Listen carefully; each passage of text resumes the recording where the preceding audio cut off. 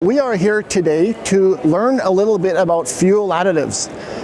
How do you know if the additive that you're using does what it says on the bottle? We provide 4 bench tests, and what we're going to do here today is do a comparative test.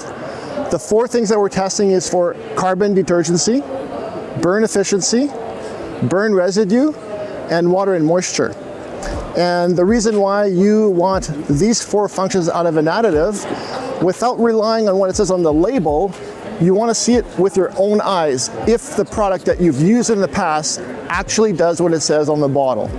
So the first test is a carbon detergency test. On the bottom of a pop can, there's carbon-based ink. If the additive has a high carbon detergency value, it will be able to remove the carbon-based ink on the bottom of a pop can. So for the purpose of this demonstration, we've randomly chosen a retail grade off-the-shelf product. When you go into a store, there's probably like 27 different additives on the shelf. The challenge I would pose to you as a user of additives is do the bench test so that you know that what you're buying actually does what it says on the bottle. So let's get started with our little bench tests here. Again, I will talk over here what I'm doing. So on the bottom of a pop can, I'm going to repeat that. There's carbon-based ink. If the additive has a carbon detergency value enough to get rid of soot deposits and carbon in your engine, it needs to at least break down the carbon-based ink. And without even agitating it, you're going to see that carbon-based ink is starting to break down.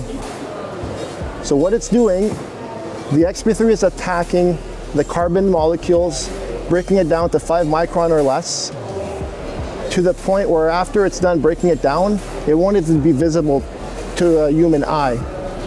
So the human eye can only see a certain size of particle. So it looks like it's disappearing, but it's not magic, it's chemistry. So it's chemically attacking the carbon. Then we look at a retail grade additive. You would expect most retail grade additives to be able to break down the carbon. As you can see here, I don't know if the camera can catch it because it's a bit different discolored. It's not really breaking down the carbon-based ink. If it is, it would be like a scale of 2 to 10. So that would be considered a fail from the carbon detergency test. The next test that we're going to do is we're going to measure burn efficiency. If an additive claims to be able to get more energy out of your fuel and burn clean to help with your Tier 4 emission control equipment, it needs to at least burn clean by itself natively.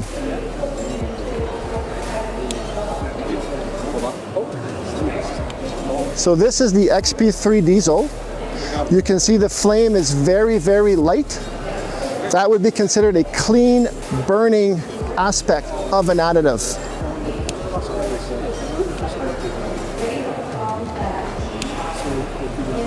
Also, the ignition point is important. You saw I had to put the flame on this thing twice. You can already see a different color. It's a little bit darker, more orange. And if you look at the smoke that it's emitting, not sure if the camera can actually pick it up. Imagine what that does in a Tier 4 emission controlled.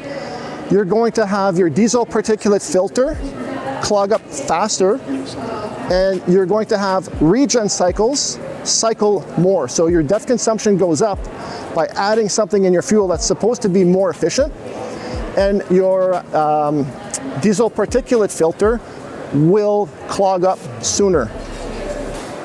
So this would be considered a fail. This would be considered a pass. Now, as this is burning down, we're going to go into the last test, because there's 2 more tests, which is a water moisture test. So the reason why you're doing a water test with a fuel additive is with the bio content now in the fuel, the bio is hygroscopic. It'll actually suck moisture from the air and bring the parts per million of water in your fuel out of spec. Anything above 400 parts per million, you're at risk of getting water that is in suspension fall out of suspension and end up as freestanding water in the bottom of your tank, which causes conditions for rust to happen, for microbes to live in, Lots of problems with water and fuel. Basically, water and fuel don't mix. Well, there's the reason why you have that. So while this burns down, we're going to do the water moisture test. So all we're doing here, this is a test tube. If you can see the bottom of the test tube. In this case, the water goes right to the bottom. Where does your fuel get picked up? In a vehicle, in the bottom. So if you have biofuel in your diesel equipment or ethanol in your gasoline equipment, you're at risk. If you're not using a stabilizer that can manage water and moisture, you're at risk of that fuel fouling and having other issues related to water in the fuel. Now let's go in the Xp3. What you're seeing happening there is the Xp3 is attacking the water molecule, the H2O, chemically altering it. And without even agitating, you could say it goes hazy and then goes back to clear.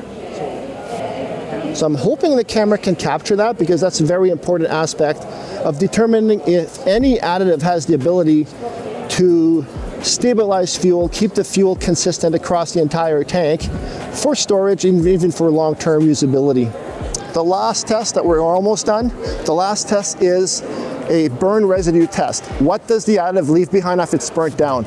In a diesel engine, you want the right type of and the right quantity of lubricator. When you look at the Xp3 diesel additive, you can see that clean yellow lubricating agent. And if you put your finger on this and rub them together, it's a very clean, non-sticky residue. So this is the right type of and the right quantity of lubrication for a diesel engine. Basically what it does is it makes your injector pump last longer, it makes your injectors last longer, and we will take a look at the retail grade additive. So think of Xp3 as an industrial strength commercial grade version of what you've used in the past.